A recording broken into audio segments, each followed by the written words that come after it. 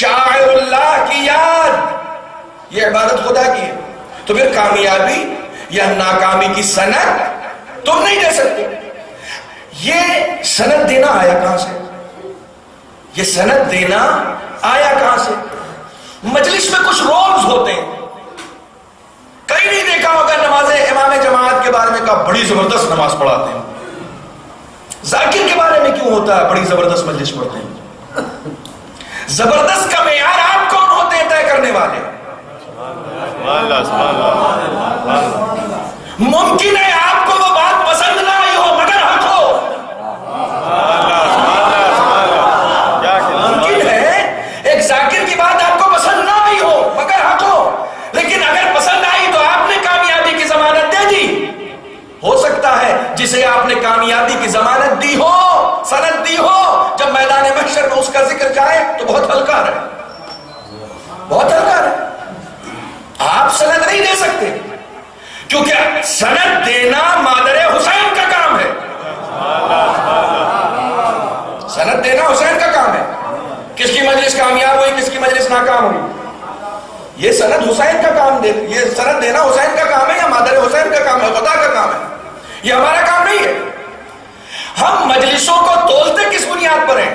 مجمع بہت اچھا آیا، ذاکر بہت دور سے آیا، زبان و بیان پر بڑی اچھی گرفت تھی اس کی. ہم ان چیزوں سے تولتے ہیں مجلسوں کو. بہت توجہ رکھیے گا، ہم اپنی مجلسوں کو انہی چیزوں سے تولتے ہیں.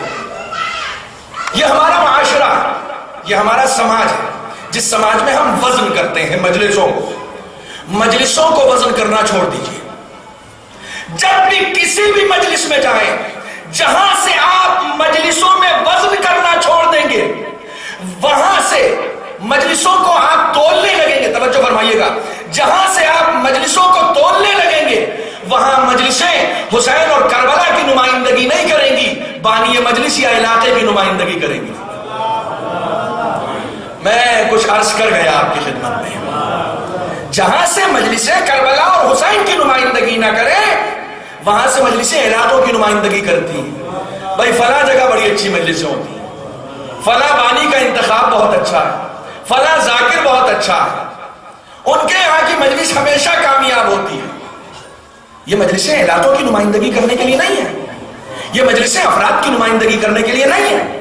یہ مجلسیں صرف اور صرف کربلا کی نمائندگی کرتی ہیں.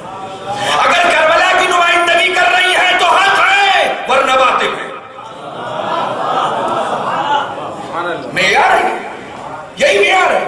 اگر ان مجلسوں میں کربلا کی نمائندگی ہو رہی ہے تو حق ہے، کربلا کی نمائندگی نہیں ہو رہی ہے تو باطل ہے، سراسر باطل ہے. کہیں خود نمائی کے لیے کوئی ذکر کر رہا ہے تو باطل ہے، اپنے آپ کو ریاکاری کے لیے کر رہا ہے تو باطل ہے. کربلا کی حسین کی نمائندگی کر رہا ہے مجلس میں تو حق ہے. یہ معیار ہے ہمارا، یہ معیار ہے. ہم انجمنوں میں بڑھ گئے، ہم علاقوں میں بڑھ گئے. آیت اللہ بہجت خدا ان کی قبر پہ رحمتوں کا نزول کرے، فرماتے حسینی بنو، انجمنی مت بنو. حسینی بنو، انجمنی مت بنو. انجمنی بنو گے تو حسین کو ویسا بتاؤ گے جیسا انجمن چاہتی ہے. حسینی بنو گے تو حسین کو ویسا بتاؤ گے جیسا انجمن چاہتی ہے.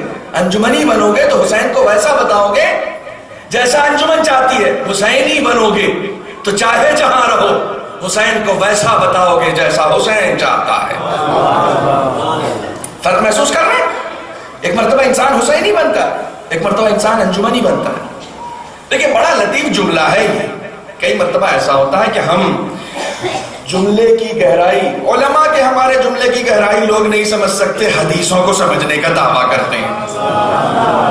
علماء کے جملے کی گہرائی کو محسوس نہیں کر سکتے، حدیثوں کو سمجھنے کا دعویٰ کہ صاحب ہم حدیثوں کو سمجھتے ہیں، ہم ڈائریکٹ امام کی حدیث پہ عمل کریں گے. علماء کی پہلے علماء کے اخبار کو تو سمجھنے کی کوشش کرو.